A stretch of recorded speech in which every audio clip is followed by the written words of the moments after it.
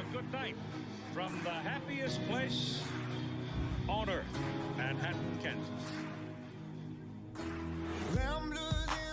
Once you step foot on this campus or in this community, no matter where you come from, the color of your skin or your religious background, together we make a family. It's a very blue-collar area, and people like to work hard, and they like to root for people who work hard. This university was the greatest decision I have ever made. And we truly are a family, and nothing's ever going to change that.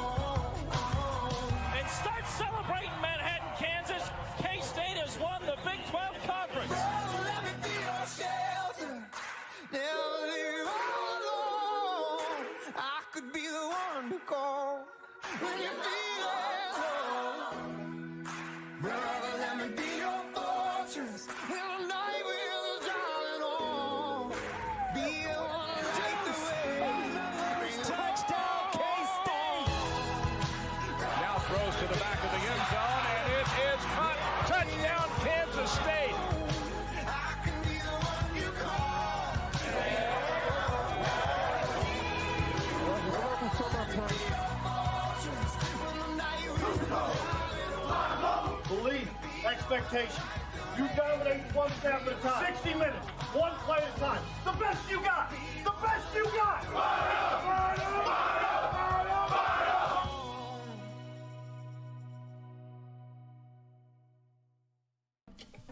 What's up, guys? It is finally here. It is college football 25. It's been 11 years since we had a college football game, and today is the day that we start our first dynasty here with Kansas State, the team I love, the school I root for. Let's just get into it, you know? I mean, I'm excited to start this. I've been waiting for this for really 11 years, but since they announced it in 2021, I've been itching to do a Kansas State rebuild. Not a rebuild, but a Kansas State dynasty. It's the team I know the best, team I love the most. Let's get into it. All right, K-State's history goes back 20 years. It has our Big 12 championship in 2012, led by Colin Klein, who actually enough is the offensive coordinator at Texas A&M this year. We also had a Big 12 championship in 2003, but obviously that was 21 years ago, so that's not going to be shown. Really disappointing year after that, going 4-7. We're pretty mid, from 04 to 2010, and then we started to kind of 7-6 in 2010, and then at 10-3, 11-2, 8-5 was still fine, 9-4 was improvement, and then it just kind of went back and forth. Done well in bowl games. Didn't win a bowl game for a long time. Didn't really qualify for a bowl game in 18 or 2020. So, but lost in 2019, lost in 2021. 2022 was the TCU upset in the Big 12 championship game and the Texas Bowl win. And then last year, of course, the Pop-Tart Bowl against NC State. Went 9-4 that year, so we're going to try to keep this, 8 and probably not 8-5, but this 10-9 wins. Keep that going through the next couple of years. Before we set up our recruiting board, I want to go over the roster, kind of see what players we have, what their ratings are like, what players we can build for the future, and what players we could see leaving just after year one. Let's start at quarterback. Of course, we have our sophomore Avery Johnson. He played every snap in the Pop-Tart Bowl against NC State and looked incredible. He was the number 9 quarterback coming out of the 2023 class, if I'm correct. Yeah, the 2023 class. He is our starting quarterback. He is going to be our starting quarterback for at least the next 2 years. And if he wants to stay a third, I'm not going to stop him. I would be more than happy to. Backing him up, we have Jacob Kuntz and Blake Barrett, who's a true freshman. So only 3 quarterbacks on the roster. Will likely redshirt Barnett. I said that wrong. My apologies. Blake Barnett. He's got 90 speed. So he is a big-time runner. Option king on the physicals. He's also a magician. So that's, that's good. But yeah, Avery Johnson is our starting quarterback for the future. No chance either of these guys beat him out, for the job. At running back, we have DJ Giddens. He had a great year last year. We also added Dylan Edwards in the transfer portal. He played at Colorado last year. He actually originally committed to Kansas State and then flipped to Notre Dame before flipping to Colorado. But after, I think he had like 500-something rushing yards. Like, he was playing quite a bit for Colorado.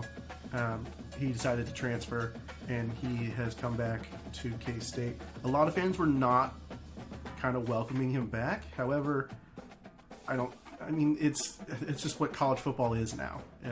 The landscape is people are going to transfer, and that's why coaches are staying on players, after they've already committed, and they're not giving up after they've committed or even played a season, because then you can get a guy like Dylan Edwards, who's an 85 overall true sophomore. He's going to get a lot of playing time. DJ Giddens is the starting running back. He's going to get a majority of the carries, but we're definitely going to get the football in Dylan Edwards' hands throughout the season. Moving over to the tight ends, we have Garrett Oakley. He is taking over for Ben Sinnott, who had a great career at Kansas State, now drafted by the Washington Commanders, I believe. Yeah, Washington Commanders. Backed up by Will Swanson. These two guys will get a majority of their playing time. We'll run quite a bit of 2 tight end set, or 1 tight end and a fullback. The other one's the fullback. Just kind of depends on how I set that up. Braden Lofton behind him. At wide receiver, we have transfer Dante Cephas. He originally was at Kent State before transferring to Penn State, and then eventually transferring again to Kansas State. He is a burner, 91 speed, 92 acceleration. We're going to get the ball in his hands for sure. Sophomore Jace Brown, he had a tremendous true freshman season last year. Really broke out he made a big impact on offense, and I think really made a connection with Avery Johnson. So exciting to see that translate on field in real life and in College Football 25. Jaden Jackson's our third wide receiver, redshirt senior. Keegan Johnson, redshirt junior, and redshirt freshman Andre Davis. Redshirt freshman Andre Davis, 6'4", 211, so he could be a go and get the ball kind of player. Trey Spivey, also 6'4", 209. And then we also have Sterling Lockett, the brother of Tyler Lockett, another Kansas State legend. He's probably going to be our return man. That's just kind of where he fits in. I don't see him being better than the guys ahead of him, unfortunately. I'll try to get him in where I can, but we'll see him mostly on punts and kick. Starting with the offensive line, at left tackle, we have Easton Kilty. He is a transfer from North Dakota University, coming from the FCS level up to the FBS level. Should transition well. K-State usually takes good transfers from the FCS level, so excited about that. Pretty strong when it comes to the pass protection on Avery Johnson's blind side. Backing him up, we have John Pastor, sophomore, probably redshirt Ryan Howard. Nope. At left guard, Andrew Lingang. I will show you guys the depth chart for this as well. I have a little spreadsheet on Reddit. I'll go over that in just a little bit. Backed up, we have Alex Keys. At center, we have Hadley Panzer. Right guard, senior Taylor Portier. Interesting. We have a true freshman, Gus Hawkins, just behind him. So, strength's a little low compared to the rest of the guys, but we'll definitely try to work him in and hopefully get that strength up over the next few seasons. And Camden Beebe, the brother of Connor Beebe, who was just drafted. I believe he was drafted by the Cowboys. At right tackle, Carver Willis. So not overall wise, rating wise, not the greatest offensive line I think K-State has ever fielded. However, we have some good guys, waiting in the wings. So for the defensive line, we have redshirt freshman Jordan Allen. Behind him, we have Cody Stuffleby. These two guys are going to rotate a lot. I'm going to get a lot of rotation on the defensive line, just so we have fresh players all the time. At right end, we have Brendan Mott, and behind him we have Toby. I'm not going to try to pronounce his last name. I've never been able to say it in the 2 years he's played. Not going to be able to start now. In the middle, Uso Sumalo, Damian Ielio, Billy Weathers, and Titus Tuisasopo. I can pronounce that one. I've heard that one a couple times. He's a hometown kid. Likely not going to get a lot of playing time. He is from Manhattan, Kansas. I believe he was a walk-on. But we only have 3 defensive tackles. Looking at our roster, we don't have a ton of D linemen. So may have to stick to that 3-3-5 this year until we can get some more defensive tackles. We are we are going to be losing 1, maybe 2. I would project just 1. So next year, defensive tackle is definitely a need for us. Desmond Purnell is a left outside linebacker along with Rex Van Wy. At middle linebacker, we have Jake Clifton, Joshua Chenault, Austin Romine, and Jacob Stonebreaker. He is a true freshman. May end up redshirting him, playing him maybe in a couple of games, but really trying to keep him around because as a true freshman, 67 overall is not bad, especially when we have younger middle linebackers that we can kind of wait on. But again, you don't want to wait too long and avoid the transfer portal. Outside linebacker Austin Moore, 84 overall, real good. Asa Newsom, redshirt freshman, 74. He's got 86 speed, so he's going to be flying all over the field. And he's a pass coverage guy, so he should have decent coverage stats. 78 zone coverage, that's fantastic. Parrish, true junior, redshirt senior Keenan Garber, senior Justice James, and senior Tyler Nalome, as well as junior Daryl Jones. So we're losing 3 corners. So corner is another position of need. I think we could either find at least 1 in the transfer portal for sure, and bring in a few others. But likely going to try to redshirt these 2 guys. May end up losing a guy like Buchanan. He does have that deal breaker up there in the top right. So he may, depending on what that deal breaker is, I don't know. We will find out. Free safety senior Marquise Sigel. We also have another senior in Jordan Riley as well. So 3 seniors, free safeties. We got Wesley Fair, redshirt freshman, and Kalen Barta, a true freshman. But interesting. We're losing a lot of secondary and a lot of defensive guys, I feel like. Strong safety we're pretty set at. BJ Payne, he is a hard-hitting guy at the strong safety position, backed up by redshirt sophomore Colby McAllister. Kicking for us is going to be Chris Tennant. We also have a redshirt sophomore kicker, but not going to be using 2 kickers, but not going to kick him off the team as of roster need. And punter, redshirt freshman Simon McClannon. So yeah, that's the roster. As for the schedule, we're going to keep it as is. In future seasons, I'm not going to be playing any of the FCS teams, but in this one, since they usually play an FCS team every year, but this year they're playing UT Martin, so we're going to leave it as is, but in future seasons, we will not be playing against any FCS opponents. We will be going to Tulane. That's going to be a revenge game. They beat us 2 years ago in Manhattan. That was a rough one to watch. But we got some new players in the Big 12. Arizona is going to kick off our Big 12 season. We also have BYU, Colorado as well, Arizona State. So I think that's 3 newcomers because BYU was there last year. Arizona, Colorado, and Arizona State, and they're not all at home. We go to Colorado, so that's going to be a potential revenge game for Dylan Edwards. So we'll definitely try to see if he can make an impact in that one for sure. But this is the schedule. Pause it if you'd like to see anything, specific, or if I jumped over something. But it should be a pretty competitive Big 12. 16 teams now, no divisions. It's just the top 2 teams come out and face each other for the Big 12 title game. And hopefully we are one of those 2 teams for sure.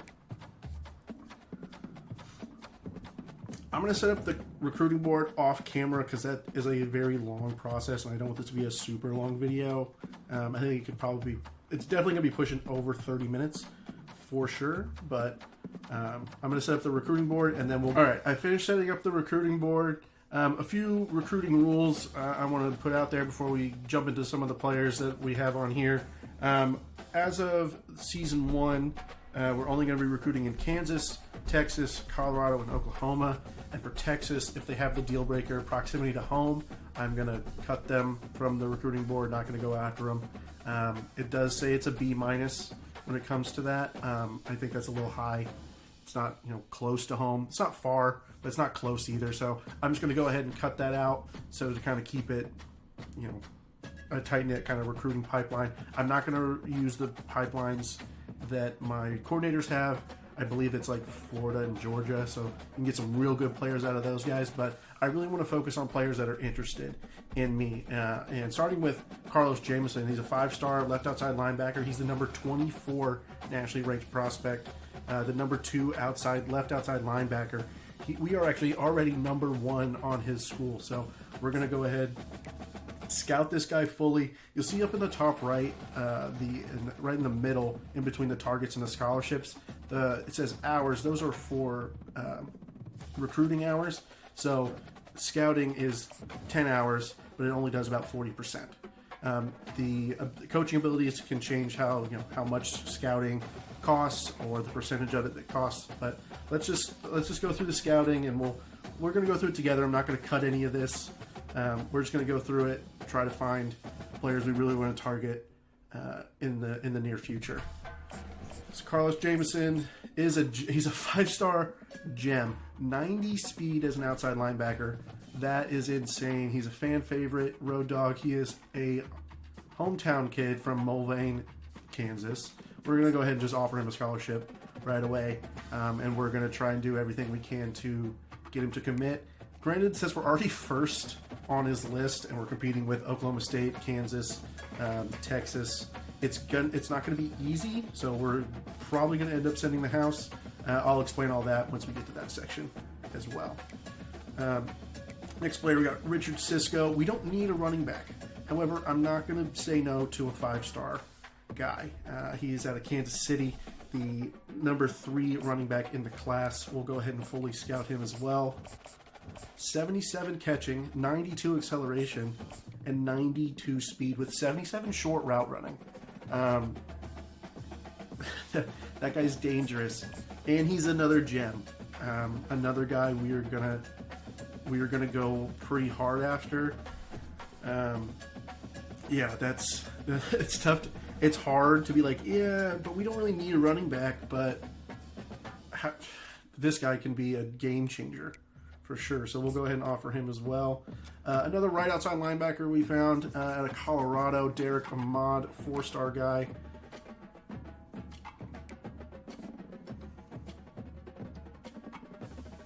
Another right outside linebacker we found, Derek Ahmad, the number 2 right outside linebacker out of Colorado. So again, we'll just scout him fully. Take a look at their 57 zone coverage. He does have the power rusher tendency, so he may end up moving to more of a defensive end position. He does have decent size for that. He's a little underweight for my liking on the right end, especially for the power. He doesn't really have he's got 80 speed, which isn't awful, 86 acceleration. So we'll see if we can land him. We'll go ahead and also offer him a scholarship as well. 3rd on his list as well. Next up, now this was the tough one. We do need cornerbacks, and I did not find a ton of corners. So we're going to see one. I think I have one from Georgia on here, so we may have to cut him. I believe it's this guy. yeah, Covington, Georgia, we're not anywhere near his list. Covington, Georgia is just not a place we're looking to recruit out of, or, you know, to make it somewhat realistic. Illinois, you're 8th on his list. I'm going to keep him on the board. I'm not going to offer him a scholarship right off the bat. Again, just could not find a lot of corners. But this guy, I was at least 7th on his board. He's out of Texas. It wasn't a proximity to home thing. So, again, same thing. We'll scout a couple guys. He is a bust. Okay. 81 zone coverage, 71 man coverage. Not great. 87 speed, also not good. We're going to keep him on the board just to kind of see how it goes. I mean, I'm not going to be able to fight with a team like Ohio State for sure. And if Texas goes in and offers him, which I would kind of be surprised if they don't scout him, they may, but we'll see. We're going to not offer him right now. Right tackle, Vince Silvestro. 3-star recruit, just a tackle. Just wanted to take a look at. He's also a bust. 68 pass blocking. That's yikes. He's a good run blocker. Well, he's a decent run blocker, let me rephrase, but nothing special. Denzel Wofford, again, another guy just wanted to scout. 91 speed, 82 zone, 71 man, 73 press. It's not bad. Not a guy I'm going to offer right away. He's got teams like Michigan, Tennessee, Wisconsin. There's plenty of teams ahead of us that they'd be interested in. And again, he's not in a pipeline state, but we'll keep him on the board. I'll likely end up taking him off the board, though we do have great playing time for corners next season. D. Fowler, he's an athlete. I believe he would be more of a offensive guard. We are top on his list, and he's from Overland Park, Kansas. So I do like getting the best hometown guys we can. Good screen enforcer, that's big. I do like to kind of run screens. So far in this game, they've been a lot of fun with RPOs and stuff like that. So he could fit into my system that I would prefer to run pretty well. 88 impact blocking, 75 pass blocking, 75 run block. So definitely interested in this guy, and we'll go ahead and offer him a scholarship as well. George Butler, right outside linebacker. Just another guy trying to beef up the team. He is a gem. 82 tackling, 82 speed. Not a coverage guy for sure. He's a run stopper, so he's a true linebacker. That zone coverage, though, is going to could get us in trouble. But we'll go ahead and offer him because we like that gem next to his name right there. Julius Hopper, right guard. I do kind of want to beef up the offensive line a bit. 78 strength, that could be worked on. 6'4", 292, 73 pass blocking. His run blocking is only kind of mid to 59 run blocking. That's concerning for sure, especially with the 78 strength. So he's got the pocket shield ability. So we'll see. Moving on, free safety, because we are losing 3 free safeties. More than likely losing 3 free safeties. May have to, going to be targeting some secondary in the transfer portal for sure. Skill position wise, we're kind of set. Other than maybe wide receiver, we could add a couple more playmakers, but we'll see down the road. Chauncey Kopp, we'll look at 85 speed, 79 hit power. He's a run supporting free safety. Okay. 65 zone coverage. He's probably more of a strong safety, in my opinion. I think our backup strong safety, though, he is a zone player, so we may be able to transition him over to that free safety spot, and Chauncey Kopp could come up to a strong safety, a backup strong safety next year. But we are kind of in the hunt for him. I'm going to offer him just because of his speed, his pursuit, and hit power. Basically, he will transition to either some sort of maybe a middle linebacker at 6'3", 211, or a strong safety. Probably not going to be playing much center field as a free safety typically does. Left tackle Cortez Dobbs from Beggs, Oklahoma, 6'7". This kid is massive. OU is already selected into his top 8. It's going to be very, very difficult to get him. But he has a team like North Texas up there in his top 3 as well. So we have a shot. It's kind of a long shot, but let me take a look at his. He's got great run blocking, pretty mid pass blocking, 82 strength, okay, 80 pass block finesse, 76 run block, 69 pass block. So the run blocking I figured was going to be pretty decent for a freshman, 82 strength, but yeah, I'm probably going to end up passing on Cortez Dobbs because of that pass blocking. Other offensive tackles, a JUCO recruit here, Leon McCallum. He's an older player for sure, but another 6'7" guy. Not very good awareness. I'm not even going to spend another 10 hours on him because 67 run block and 65 pass block is not going to get you a scholarship from me, unfortunately. We're going to go ahead and also take off Cortez Dobbs. I don't have really any interest in fighting OU for a player that I don't really have interest in.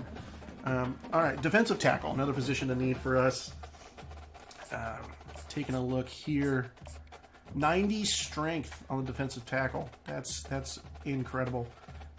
60 speed. He's not going to be 6'4", 289. He's not going to be a big guy. And I just saw that he was out of Louisiana. So unfortunately, we're not going to be going after Darren Soliday here.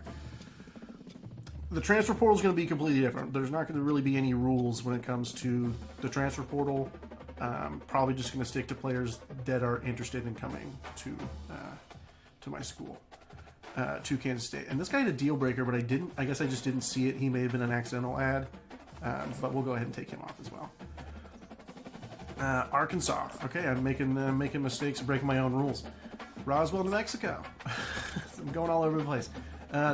Free safety, Kane Meeks out of Pearland, Texas. Southern Texas, 87 speed, 59 tackle, so he's really just more of a kind of a center fielder here. Really curious what his coverage stats are. Not awful, but we'll wait and see on that one. See another one, Georgia. We're gonna cut, even though I think that is a pipeline of one of our coordinators. We may do that season 2 or season 3. We'll see. John Stoner, another free safety, Tyler, Texas. 80 zone coverage. That's a great start. I'm already liking that. That's incredible. 77 pursuit, so he can get to the ball. 69 tackle, not bad. 82 jumping. This kid could be pretty good. Where are we on his board? We are not on his board. Dang. I'm pretty sure. I'm pretty sure. No, we're not even on his top 10. It says initial. None. A lot of these guys at the bottom of the board are guys that aren't. But I'm gonna. I know I just said I want to keep it. We're not getting all the best guys here, but I'm not gonna offer him. How about that? I'll just keep him on the board, and if for some reason we get on the board without offering him a scholarship, which would be surprising, then I'll go after him. But if he doesn't get us in this top 10, then we won't go after him. So we'll keep up to that. Same thing with Lane Ecker. Again, just to not find a lot of cornerbacks. Missouri is another state that I'm recruiting out of. It's right there. I didn't say it earlier, but I meant to add it in. But Missouri is also a state that I'll recruit out of. But we'll do the same thing. We'll just get 90 acceleration. Like, come on. Like, these guys are 70. And he's a gem. Like, oh, man. Like, this is a corner I definitely would want to go after. We would be fighting with some of the best schools here to try and get him.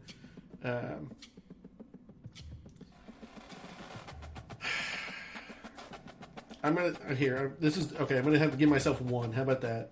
I'll give myself 1, and I know I'm saying this now.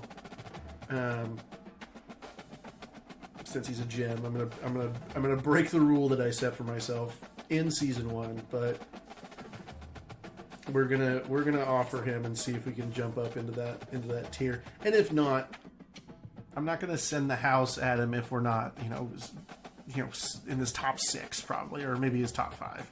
make it a little bit difficult. So we'll see how that plays out.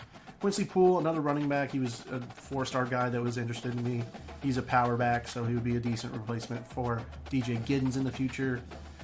Not a bad one to look at. Still have 250 hours to spend, and we're about halfway through this board. 90 acceleration, 87 speed. He is a bust. Head first, he's just a power guy. But we'll keep him on there. Not going to offer, though. Matt Coney out of Florida. We're going to take him off the board. Lamar Stromberg, another guard, 6'4", 318. So he's pretty tall for a guard. 92 strength. Love to see that. 80 lead blocking. Okay. He is a gem. He is a gem. We will go ahead and offer him for sure. Ben Boodle out of Frisco. Close to me. 77 play recognition. We do need defensive tackles, so this is a big-time position of need for sure. 77 acceleration. That's good for a guy that's 300 pounds. But he's a bust. Wow. Okay. I was getting excited over not a lot here. Not going to offer him. Kind of see what everyone else does, I guess. We're not even initially in his top 10, so we're definitely not gonna offer him here, but we'll see how it goes.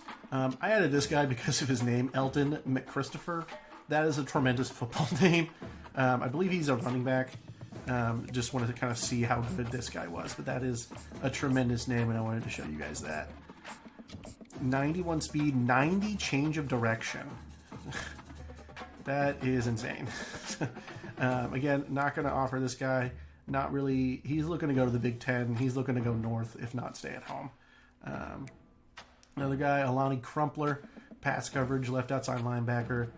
And then Lamont Cleveland, we're not in his top 10 either, but he's in Missouri, and I need cornerback, so we may try to convince him to come 70 zone, 74 man coverage, and 91 change of direction, so that's good for a corner. We'll go ahead and offer him as well to try and get into his top 10.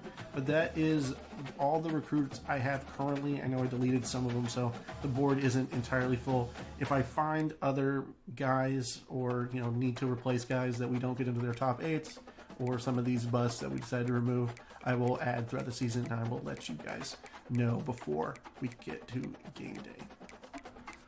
All right, looking at the depth chart, like I mentioned, Sterling Lockett is going to be our main kick returner. He's going to be alongside Joe Jackson, redshirt freshman running back, just trying to get him some playing time where we can. Really just going to be focused on the two running backs we have on top of the depth chart in DJ Giddens and Dylan Edwards. So get them on the field if we can on the kick return. Punt return is going to be Sterling Lockett, with Keegan Johnson being the backup in case he cannot go. Joe Jackson's also there as well. Keegan Jackson's going to get some playing time at wide receiver, so I'm not worried about getting him on the field. Third down back, I switched over to Dylan Edwards just to try to get him on the field for sure and really try to get him some receiving and getting him in open space and seeing if he can make an impact. And that 95 speed definitely helps. DJ Giddens is still there, obviously. Not going to not give him the ball. He is our power back. He is 212. He is going to be the goal line guy for sure. And hopefully he can have another good year for us. At the slot wide receiver, I have Jace Brown. He is a 6-foot deep threat. I want to get him the ball a lot. But I want guys like Keegan Johnson and Cephas on the outsides with Brown on the inside. Rushing the left end, we have Brendan Mott backed up by Stufflebean. And then on the right, we have Jordan Allen backed up by Toby and then Stufflebean as well. The rushing defensive tackle is going to be a left end, but he's a big left end. So that won't be a problem. He is not the best one, but he's someone I want to get playing time, and that's what we're going to roll with. Samalo and Ilalio will also get plenty of playing time, so don't worry about that. Sub linebacker, we have Desmond Purnell, but I may also try to switch BJ Payne into there as well, since he is just a big body safety, and then have McAllister play the strong safety spot over the top if we need to. Slot corner, we have Keenan Garber. I want to try to get my best corner on there, best wide receiver and he has 90 speed, so he's going to keep up with those quick slot guys. And we have some depth at corner this year that we can afford to put Keenan Garber on the inside. We also have Tyler Nalone and Alvin Buchanan, who is a slot tendency guy. See if he gets on the field to play some of those slot positions. So that is the team. We've set up the recruiting board. We went over the schedule. That is going to do it for episode 0. Episode 1 will be out very, very shortly, and we will get into game number 1. I will see you guys then.